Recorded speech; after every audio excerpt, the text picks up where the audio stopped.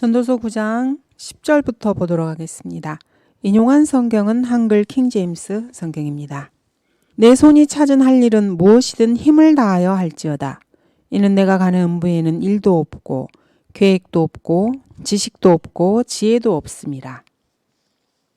힘을 다하여 할지어다. 러크만 목사님께서는 펜사콜라 성경신학원에서 거의 40년을 가르치셨습니다. 매 학기 말에 목사님께서는 학생들의 노력을 점수로 주기도 했습니다. 예를 들어서 헬라어나 히브리어에서 낙제 점수를 받은 사람이라고 해도 그 사람의 태도, 곧 그 과목을 통과하려고 애쓴 노력으로 70점으로 통과할 수 있게 해주는 것입니다. 이것을 태도라고 부르는 것입니다. 이 말은 이 학생이 어떠한 역경에 부딪혀도 자원하는 마음을 유지하면서 확고한 자세로 그리스도와 자기의 소명에 충실한 것. 즉, 이 학교에서는 어려운 교과를 숙지하고 수업에 주의를 기울이기 위해 보였던 노력을 점수로 환산해서 절대평가의 기준으로는 통과하지 못하는 것을 70점으로 통과시켜주는 것입니다. 그래서 목사님께서는 노력이 돈보다, 교육보다 옷, 음식, 시설, 좋은 점수, 구령, 지성, 재능, 평판, 인종, 혈통, 심지어 성품보다 더 중요하다고 생각하십니다. 밥 존스 시니어께서는 1949년에 이렇게 말했습니다. 내가 할 수 있는 최선보다 덜하는 것은 죄이다. 그리고 1950년에 밥 존스 시니어는 이렇게 말했습니다. 모든 상황이 똑같다면 그리스도인은 자기가 하는 그 어떠한 일에 있어서도 죄인들을 능가할 수 있어야 한다. 그 말은 옳은 말입니다. 그 말은 글쓰기, 미술, 가르치기, 음악, 체력 단련, 설교, 군사로서의 위용, 그리고 온갖 스포츠에도 다 적용됩니다. 러크만 목사님께서는 결승선 앞 100m에서 완전히 탈진된 장거리 달리기 선수가 3등에서 10등으로 뒤처지면서도 비틀거리며 경주를 끝까지 마치는 모습을 지켜보는 것을 좋아하십니다. 또한 소프트볼 경기에서 젊은이가 날아오르는 공을 처리하려고 철망으로 된 자기 키의 몇 배가 되는 울타리의 절반가량을 뛰어 올랐다가 완전히 땅에 엎드리는 모습을 지켜보는 것을 좋아하십니다. 또는 탁구 시합을 한 아이가 공을 넘기려고 애를 쓰면서 뻗치다가 난로 파이프에 머리를 꽝 부딪히는 모습을 보는 것을 좋아하십니다. 왜냐하면 노력, 그것이 바로 감동의 포인트이기 때문입니다. 다른 사람은 어쩔지 모르지만은 또 노력에 감동을 받는지 그렇지 않는지도 모르겠지만 아무튼 그 무엇보다도 노력이 감명을 줍니다. 아무런 노력을 하지 않았는데도 돈이 있고 부유하고 성공하고 세상에서 유명하고 존경까지 받는 사람에 대해서는 별 가치를, 즉 흥미를 느끼지 못합니다. 항상 결과보다도 노력의 매력을 느끼기 때문입니다. 이런 시가 있습니다. 모든 영광을 하나님께, 승리하신 우리 영혼께, 온 세상이 천년을 소리쳐 알렸네. 그러나 애쓰고 죽으심은 어떻게 된 패배인가. 눈물로 뒤덮인 그분의 수고요. 명성을 얻는 영웅은 위대한 것이나 이보다 더욱더 위대한 것은 치욕 속에 죽으신 한 전사의 창백한 얼굴이여라. 그 등은 저 벽에 기댄 채, 그 발은 저 못에 기댄 채. 솔로몬은 힘을 다하여 할지어다 라고 공고하고 있습니다. 사위를 했던 펠릭스라는 사람이 있습니다. 펠릭스는 하바나 출신의 쿠바인 우편 배달부였습니다. 그 사람은 미주리주 세인트루이스에서 개최되는 올림픽 경기에서 1904년에 뛰고 싶어 했습니다. 그에게는 돈이 전혀 없었기 때문에 바나나를 운반하는 보트를 타고 뉴올리언스까지 건너갔습니다. 그리고 뉴올리언스에서 세인트루이스까지 우편 배달부에 구두를 신은 채로 뛰어서 간신히 경기가 참여한 가능한 시간에 도착했던 것입니다. 경기에 참여하기에 간신히 가능한 시간이라는 것은 말 그대로 경기 시작하기 전에 2시간 정도의 휴식만을 취할 수 있었다는 것입니다. 그는 너무나 지친 상태로 경기에 임했고 4등을 했습니다. 450마일 이상을 달린 후에 얻은 결과였습니다. 그렇습니다. 노력, 바로 그것이 노력인 것입니다. 러크만 목사님은 자신이 그 경기의 심판이 아니어서 참 다행이라고 말했습니다. 목사님이 심판관이었다면 이 4등을 했던 펠릭스에게 금메달을 주었을 것이기 때문이라는 것입니다. 금메달은 목사님 판단에 그가 가져가야 마땅한 것이었기 때문입니다. 찰스 짐이라는 사람도 있었습니다. 그는 다리가 없었지만은 75세의 나이로 올버니에서 뉴욕시티까지 허드슨강 130마일을 헤엄쳐갔습니다. 힘을 다하여 할지어다. 올림픽 수영 금메달 4개를 딴 마크 수피츠 같은 사람처럼 그리스도인에게 구역질나게 하는 그런 사람도 없습니다. 그 사람은 긴 머리카락을 하나도 깎지 않고 이런 성적을 냈습니다. 금메달을 4개나 딴 것입니다. 알다시피 수영선수라면 물속에서는 머리카락에 무게가 실린다는 것을 알고 있습니다. 그리고 수영을 하는 데 있어서 가장 없어야 좋은 것, 그것은 바로 무게입니다. 마크 스피치가 자신의 머리를 짧게 깎았더라면 그는 몇 초 정도는 더 단축할 수 있었을 것입니다. 하지만 그는 자기 머리카락을 너무나 사랑했기 때문에 그 머리카락을 자르지 않았고 올림픽에 임했습니다. 1972년에 세계는 그 사람을 영웅으로 떠받들었습니다. 하지만 그리스도인의 입장에서 보면 그는 빈둥거리는 사람으로 보입니다. 진정한 노력이라는 것은 그에게 없는 것으로 보입니다. 그 사람은 1972년 이후로는 완전히 시상대에서 탈락해서 20년이 다 지나도록 한 가지도 제대로 해낸 적이 없게 되었습니다. 그러한 사실은 전혀 놀라운 것이 아닙니다. 왜냐하면 그에게는 진정한 노력이 없었기 때문입니다. 11절부터 12절입니다. 내가 돌이켜 해 아래서 보니 경주가 빠른 자에게 주어지는 것이 아니고 전쟁이 힘센 자에게 오는 것이 아니며 먹을 것이 현명한 자에게 오는 것도 아니고 재물이 명철한 자에게 오는 것도 아니며 은총이 재주 있는 자에게 주어지는 것도 아니니 때와 기회가 그들 모두에게 일어나는도다. 사람도 자기의 때를 모르나니 마치 물고기들이 재앙의 그물에 걸리고 새들이 덫에 잡힌과 같이 사람들의 아들들도 재앙이 갑자기 그들에게 닥치면 재앙의 때에 덫에 걸리는도다. 자, 11절에서는 내가 돌이켜서 본다고 말합니다. 자, 솔로몬은 전도서 5장, 8장, 4장에서도 돌이켜서 생각해 보았습니다. 솔로몬은 상당히 긴 시간이 지난 후에 자신의 생각으로 다시 돌이키고 있습니다. 흔히들 사람들은 장담하지만 경주가 빠른 자에게 주어진 것만은 아닙니다. 고대 전투에서 분명히 나머지 병사들이 한 용사에게 신뢰하고 의존을 했지만 전쟁이 반드시 힘센 자에게 오는 것도 아닙니다. 현명한 사람들이라면 거의 항상 생계비를 벌기는 합니다. 그렇지만 먹을 것이 현명한 자에게 오는 것만도 아닙니다. 세속적으로 현명한 사람들은 보통 크게 성공을 합니다. 누가복음 16장에는 어떤 부자가 있었습니다. 이 부자는 자색옷과 고운 베옷을 입고 매일 호화로운 생활을 했습니다. 자, 그렇지만 재물이 명철한 사람에게 오는 것만도 아닙니다. 이것은 원래의 규칙과는 조금 다르다고 할 수 있습니다. 원래의 규칙은 잠언 22장 29절에 있습니다. 내가 자기 일에 근면한 사람을 보느냐? 그는 왕들 앞에 설 것이요 비천한 사람들 앞에 서지 아니하리라. 이것이 성경적 원칙입니다. 하지만 세상 일을 살펴보면은 모든 일이 100% 이렇게 되는 것만은 아닙니다. 은총이 재주 있는 자에게 주어지는 것도 아니다. 그리고 때와 기회가 그들 모두에게 일어난다고 주님은 말씀하십니다. 문제는 때와 기회가 갑자기 사람들에게 임한다는 것입니다. 준비할 시간도 없고 때로는 경고도 주지 않습니다. 왜냐하면 사람도 자기의 때를 모르기 때문입니다.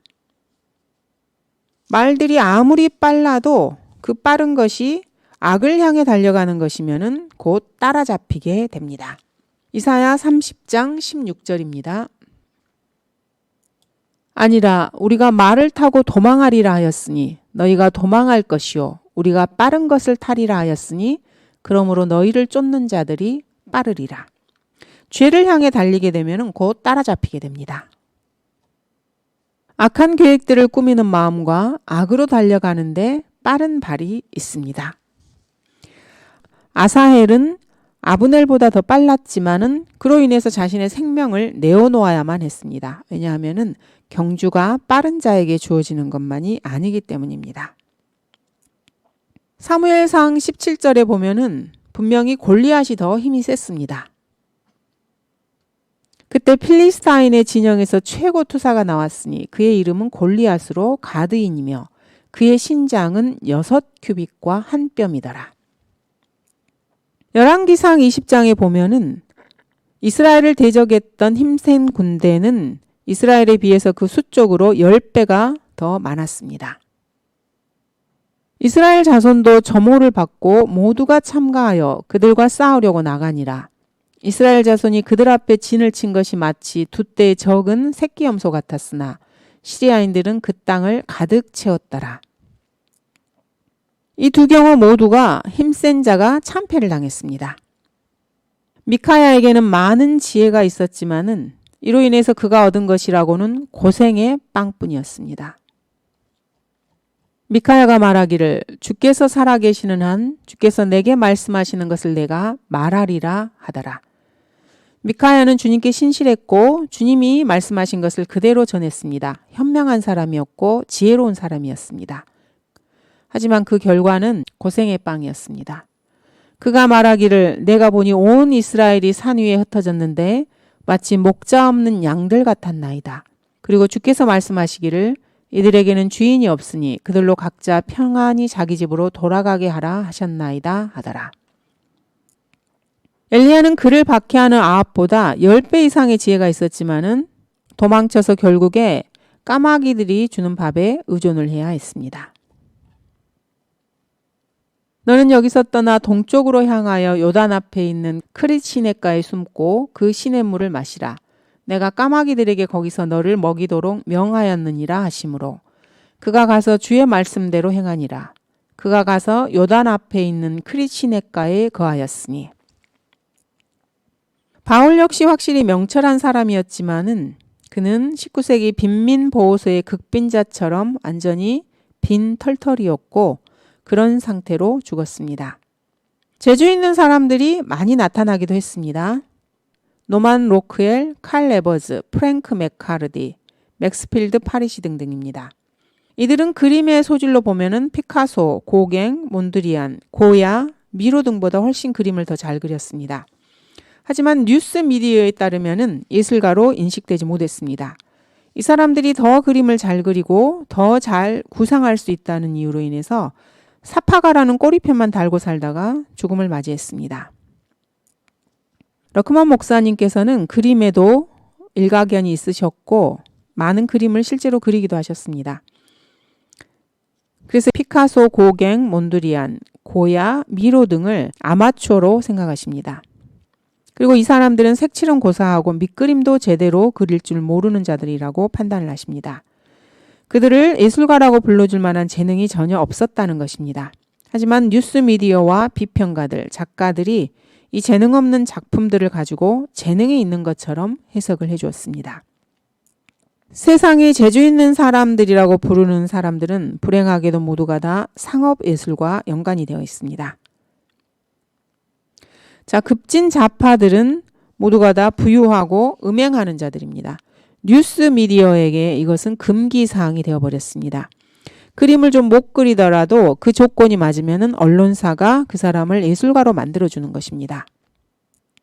반 고흐가 살아있을 동안에는 그 누구도 그의 작품을 사지 않았습니다. 하지만 그 사람이 죽은 후 50년이 지나자 반 고흐는 아마도 지옥에서 백만장자가 되었을 것입니다. 피카소 역시 멋대로 낙서하는 일을 전공한 만화가처럼 보입니다. 그런데 언론이 대중에게 피카소가 예술가라는 생각을 주입시켰습니다. 그래서 피카소도 백만장자가 되었습니다. 러크만 목사님께서 보시기에 피카소는 색칠도 밑그림도 제대로 그릴 줄 모르는 사람입니다. 현대 예술품이라는 것들은 아무런 재능의 증거를 찾아볼 수 없는 아주 끔찍한 낙서에서부터 직업 저술가들이나 비평가들의 정신훈련을 근거로 해서 팔리는 것들입니다. 돈 가진 젖먹이 수집가들을 강탈하는 것입니다. 은총이 재주 있는 자에게 주어지는 것도 아니니 때와 기회는 지독합니다. 죽음의 행군의 때에도 때와 기회가 있었고 카바나투안과 다바오 유영지, 즉 테니스 코트라고 불리는 이곳에서도 살아남은 한 미국인 전쟁 포로는 전쟁이 끝난 다음에 미국의 보급품을 나르는 비행기에서 낙하하는 토마토 상자에 맞아 죽었습니다. 또 1925년에서 1971년 의회에서 명예훈장을 받은 오디 머피라는 사람은 1971년에 바로 그 기념일에 비행기 사고로 죽었습니다. 버지니아주의 마틴빌 근처에서 일어난 이 추락 사고 속에서 불타 죽은 것입니다. 전쟁 중에도 그는 불타는 군용 트럭에서 59경 기관총을 쏘면서 독일군의 한 대대 전체를 1시간이 넘게 저지시킨 군인이었습니다.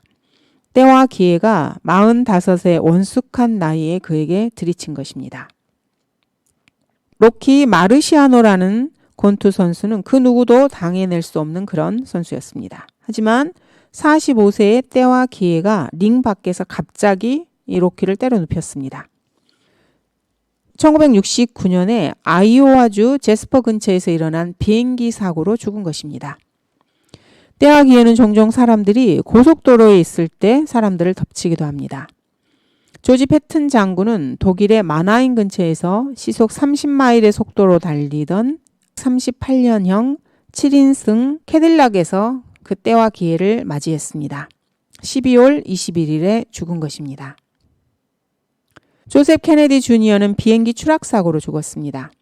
바람과 함께 사라지다의 작가인 마거릿 미첼은 애틀란타 시내의 피치트리 도로를 건너다가 자동차에 치였습니다. 혼수 상태로 5일을 지내다가 1949년에 죽었습니다. 50번째 생일도 맞이하지 못했는데 말입니다. 자, 그와 반면에 조지 버나드 쇼는 사실 무신론자였고 성경을 조롱했던 사람인데 이 사람은 정원에서 나무를 손질하다가 미끄러져 쓰러졌습니다. 2번 수술을 받은 후에 신장염으로 죽었습니다. 이 사람은 90이 넘을 때까지 장수를 했던 것입니다. 칼 웰랜더는 푸에르토리코의 수도 생주항에서 호텔 2개 사이에서 지면에서 100피트 높이로 매달아 놓은 300피트 길이의 철사줄위를 걸어갔습니다. 그 사람은 10살 이후로 계속해서 탄탄한 로프 위를 걸은 사람입니다. 2번의 강한 돌풍이 불었습니다. 때와 기회가 온 것입니다. 자, 이 줄타기 선수는 흔들림이 멈출 때까지 기다리기 위해서 이 줄 위에서 무릎을 굽혔습니다. 그렇지만 돌풍으로 인해 이 줄의 흔들림은 멈추지 않았습니다. 그리고 그는 100피트 아래로 떨어져 죽었습니다. 재앙이 갑자기 그들에게 닥치면 재앙의 때에 덫에 걸리는도다. 택시 지붕에 맞고 튕겨나가서 시멘트 바닥 위에 떨어졌습니다. 미국 같은 경우에 가장 생명을 잃기 쉬운 곳은 웨스트 버지니아, 워싱턴 DC, 플로리다, 미주리, 아칸소, 펜실베니아 순이라고 할 수 있습니다. 뉴멕시코, 와이오밍, 네바다, 애리조나, 몬테나에서는 자동차 사고로 죽기가 쉽습니다. 스포츠를 하다가 생명을 잃을 수 있는 가장 위험한 곳으로는 골든컵 수상 비행기 경주대회, 인디애나폴리스 500마일 자동차 경주대회, 그랑프리 국제 장거리 자동차 경주대회라고 볼 수 있습니다. 자, 가능하면 일찍 죽으려면, 즉 35세가 되기 전에 죽고 싶으면 아프리카로 가면 됩니다. 아프리카의 평균 수명은 가봉이 25세, 차드가 29세, 토고가 31세, 부르키나파소가 32세, 중앙아프리카 공화국이 33세, 웨스트 카메룬이 34세입니다. 14세부터 24세까지의 젊은이들이 가장 많이 죽는 것은 첫 번째가 자동차 사고고, 그것을 제외하면은 이 젊은이들이 죽는 가장 많은 방법이 바로 자살입니다. 미국은 평균 하루에 100명 정도 되는 사람들이 자살을 합니다. 덴마크, 일본, 오스트리아 등을 손들게 만든 결과입니다. 그 중에 대부분은 25세 이하라고 합니다. 왜 이런 일이 발생한 것입니까? 미국 교육협회와 연방 판사들의 명령으로 인해서 학교에서 진화론을 가르친 결과입니다. 목표도 목적도 없고 삶은 우연이라고 가르치기 때문입니다. 잭 런던, 어니스트 해밍웨이 둘 다 문필가였는데 자살했습니다. 록 음악가로서 마약 중독자였던 짐 핸드릭스와 제니스 조플린 역시 자살했습니다. 마릴린 먼로, 엘비스 프레슬리 모두 약을 먹고 죽었습니다. 클레오파트라도 자살했고 아돌프 히틀러, 헤르만 괴링, 요제프 게벨스, 코닥사의 창업자였던 조지 이스트먼, 고대 그리스의 웅병가인 데모스테네스, 소크라테스, 그리고 고대 카르타고의 장군인 한니발 모두 다 자살했습니다. 1447년에서 1355년 사이에는 7,500만 명이 넘는 사람들이 갑자기 때와 기회를 만나 죽임을 당했습니다. 이들은 갑자기 픽픽픽 쓰러지더니 두 차례 세계대전에서 죽은 것보다 더 많은 수의 시체 더미가 쌓이게 되었습니다. 바로 흑사병이 일어난 것입니다. 1832년에는 이러한 기회가 뉴욕과 뉴올리언스에도 강타했습니다. 뉴욕에서 2251명, 뉴올리언스에서 6,000명이 사망했습니다. 콜레라 때문이었습니다. 제1차 세계대전이 막을 내린 것은 공교롭게도 유행성 독감 때문이었습니다. 전쟁으로 인해 생긴 양측의 총 사상자 수보다 더 많은 사람들이 바로 유행성 독감으로 죽었습니다. 이 전쟁의 마지막 해였던 1918년에는 2천만 명이 독감으로 죽었고 그 중에 50만 명은 미국 사람들이었습니다.